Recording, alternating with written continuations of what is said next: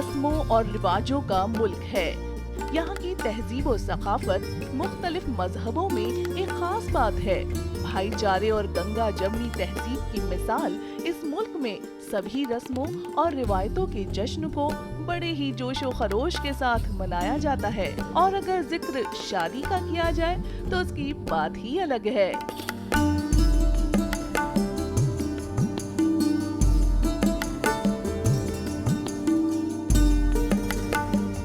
इस सिमत में गुज़िश्ता दिनों एक बहुत ही खूबसूरत शादी का मंजर देखने को मिला, जहां क्रिश्चियन कुनबे की इस शादी को पूरे रीति रिवाज के साथ मुकम्मल किया गया।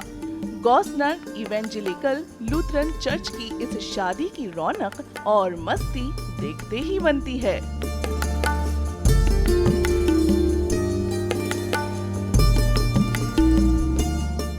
लूथरन चर्च की रिवायत के मुताबिक बिशप इस शादी को मुकम्मल कराने के लिए एक पास्टर को अपॉइंट करता है, जो हिंदुस्तान की सरकार से लाइसेंस हासिल किए होता है।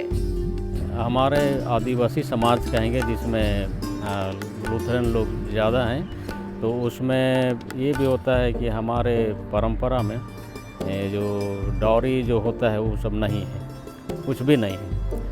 वरन दोनों परिवार को उनके रिलेटिव लोग सहायता करते हैं कि कैसे इस मैरिज के जो भी खर्च होते हैं उसको वहन किया जाए, ये विशेष बात होती है। उसके बाद एक विशेष बात आती है और वो है कि मान लीजिए कि लड़का या लड़की, विशेषकर लड़की दूसरे चर्च की हो, कैथोलिक चर्च का, और लड़का लूथरन चर्च का हो, तो सबसे पहले लड़की को, ब्राइड को दूल्हा का जो चर्च होता है उसमें ग्रहण किया जाता है, सदस्यता दी जाती है। उसके बाद प्रोसेस आगे बढ़ता है। तो पहला जो इनिशिएटिव होता है उसको हम लोग बोलते हैं सूत बंधन। वो बहुत ही इनिशियल काम होता है, और सूत बंधन का मतलब ये होता है कि हम उसके लिए लड़का लड़की अब मन पसंद हो गए, चाहे देख लिए, तो अब उसको हम एक प्रकार से फिक्स करते हैं, रिजर्व कर देते हैं ये संबंध में। रिजर्व सूत बंधन होता है। उसके बाद नेक्स्ट जो रिचुअल होता है उसको हम लोग बोलते हैं लोटा पानी। लोटा पानी माने सामाजिक दस्तूर है कि लड़का या लड़की, होने वाले दूल्हा दुल्हन एक दूसरे को लोटा में पानी शेयर करते हैं, आदान प्रदान, और उसमें होल कम्युनिटी रिलेटिव्स के लोग आते हैं। ये दूसरा स्टेप होता है। और तीसरा स्टेप होता है, उसको बोलते हैं ओथ टेकिंग या वचन देना, उसको वचनदत्त बोलते हैं। और ये अक्सर चर्च में होता है, और अगर परिस्थिति होता है तो घर प्रांगण में भी लोगों के बीच में होता है। ये वचनदत्त होता है। और ये वचनदत्त के बाद उसमें अनाउंसमेंट होता है, चर्च में होता है, दोनों तरफ से, ब्राइड के तरफ में भी और ब्राइड ग्रूम के तरफ में भी, जहाँ से वो बिलोंग करते हैं, जिस मंडली से, जिस कांग्रीगेशन से। तो अनाउंसमेंट होता है, कांग्रीगेशन को बताया जाता है कि ये फलाना और फलानी अब शादी के लिए एक दूसरे को वचन दिए हैं, तो ये पुकार दी जाती है, जानती दी जाती है। तो इसका मतलब ये होता है कि यदि किसी प्रकार का कोई बात होता है तो इसी 3 पुकार, जिसको 3 अनाउंसमेंट जो होता है, उसमें उसको सॉल्व किया जाता है, ताकि किसी प्रकार का कोई अड़चन बाधा ना हो। उसके बाद दोनों पक्ष शादी निर्धारित करते हैं, डेट, और उसके बाद दूल्हा जो है दुल्हन के घर बारात लेके आता है, और दुल्हन के घर से चर्च के लिए प्रस्थान करते हैं पवित्र शादी के लिए। और तब शादी में चर्च के जो फादर होंगे, पास्टर होंगे, वही शादी अनुष्ठान कराते हैं। और इसमें ये भी बात है कि हमारे चर्च में जो लूथरन परंपरा है उसमें जो एपिस्कोपल सिस्टम, बिशप पद्धति है, तो बिशप के द्वारा से उस पास्टर को ऑथराइज किया जाता है कि वो मैरिज रिचुअल्स, चाहे जो अनुष्ठान है, उसको संपन्न करा सकें। तो ऑथराइज व्यक्ति होता है, इसलिए वो रजिस्टर्ड उस मैरिज को करता है, और वो बहुत ही वैल्यू होता है।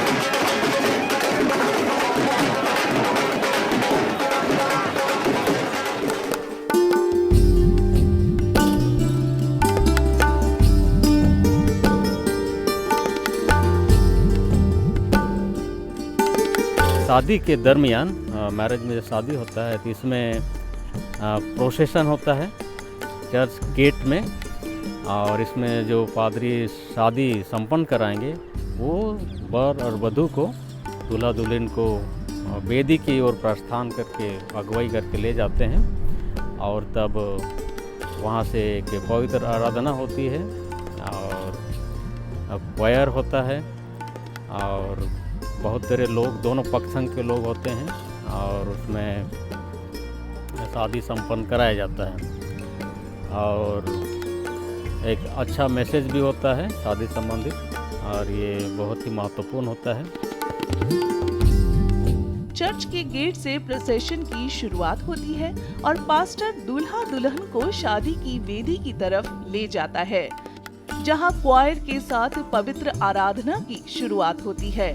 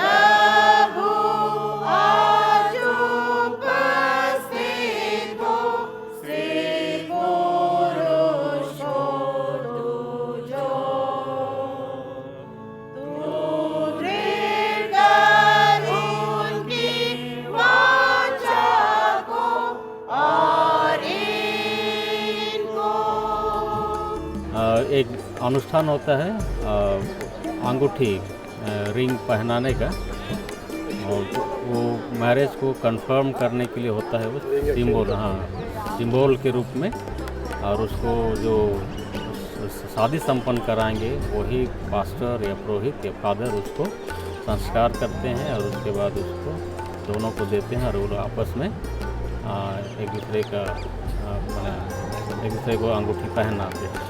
तो ये इस बात का सिंबल होता है कि आप शादी कंफर्म हो गया। ये उसके बाद में गार्लैंड, जो बुके चाहे तो हार एक दूसरे को पहनाते हैं, वो भी नए जीवन का प्रतीक है। दोनों एक दूसरे को आप एक्सेप्ट कर लिए, उसका प्रतीक है।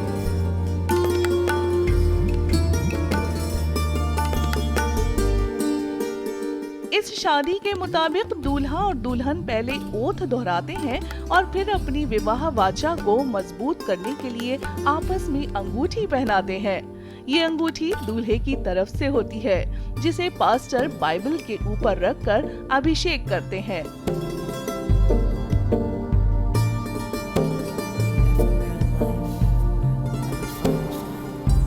और इसके बाद मौका आता है वरमाला का।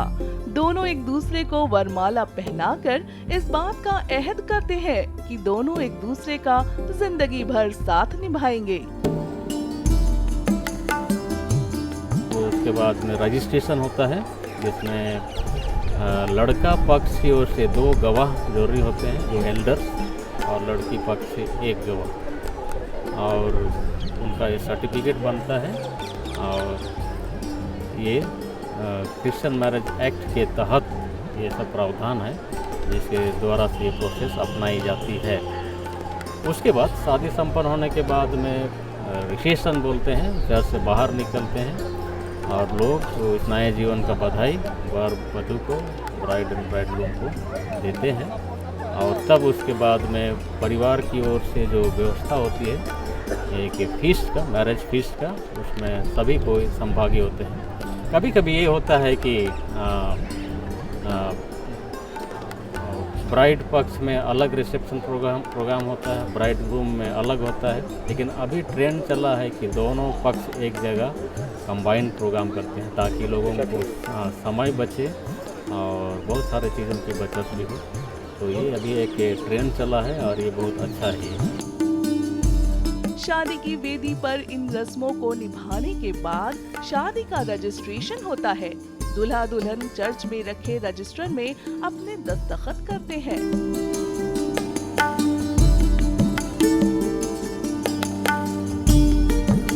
और साथ ही दूल्हे की तरफ से 2 लोग और दुल्हन की तरफ से 1 गवाह के तौर पर अपने दस्तखत करते हैं।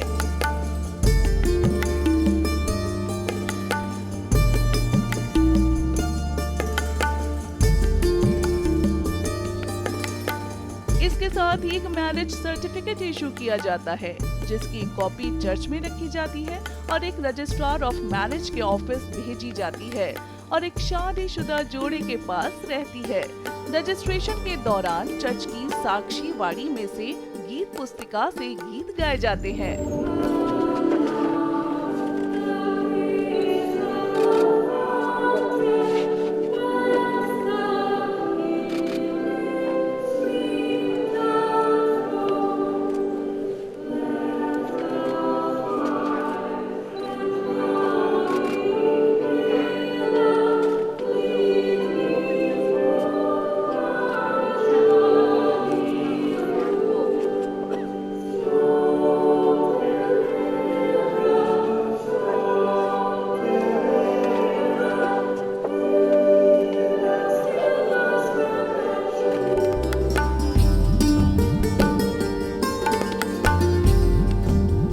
शादी की इन सभी रस्मों के मुकम्मल होने के बाद रिसेप्शन की रस्म के अनुसार दूल्हा दुल्हन पास्टर के साथ चर्च से बाहर आते हैं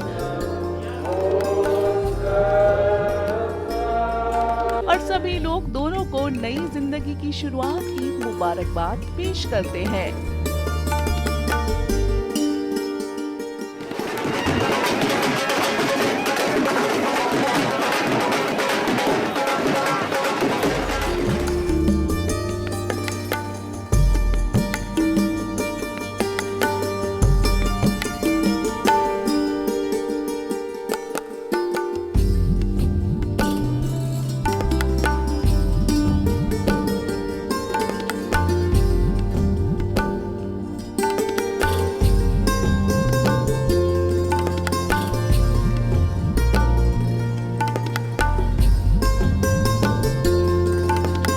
और अब शादी के बाद मौका आता है मैरिज फीस्ट का, जहां दोनों तरफ के लोग मिलकर एक रिसेप्शन देते हैं।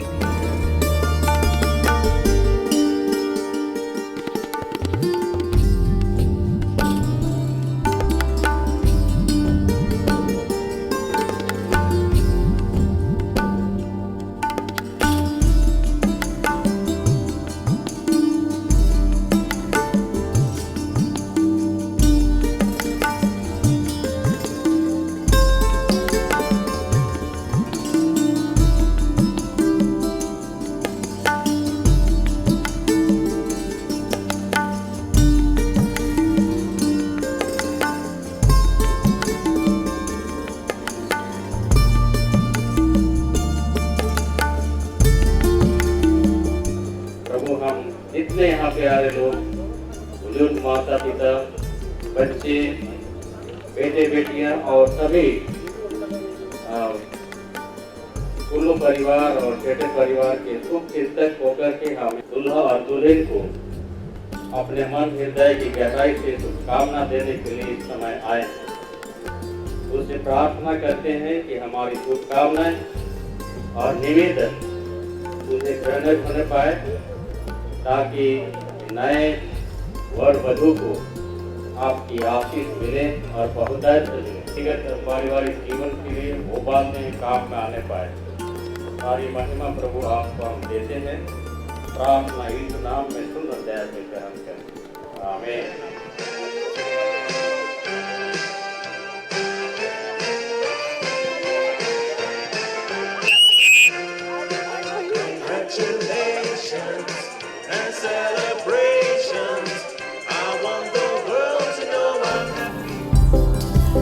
शुरुआत होती है केक सेरेमनी से और इसके बाद लोग जश्न में डूब जाते हैं।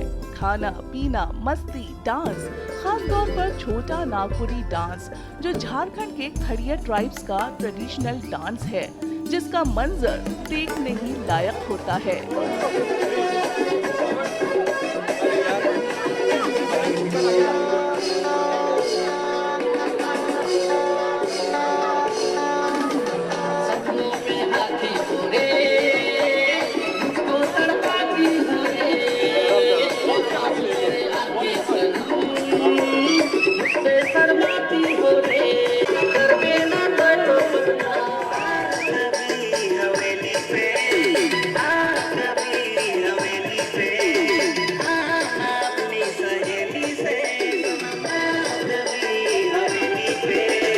खाते पीते झूमते गाते वक्त कब बीत जाता है पता ही नहीं चलता और दुल्हन की विदाई का मौका आ पहुंचता है।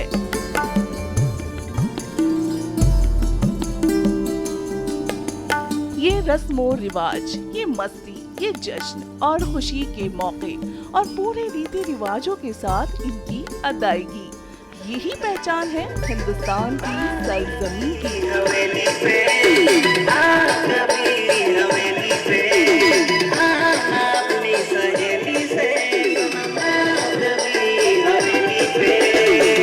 इसकी झलक और इस जश्न में हम आप सभी को शामिल करते रहेंगे।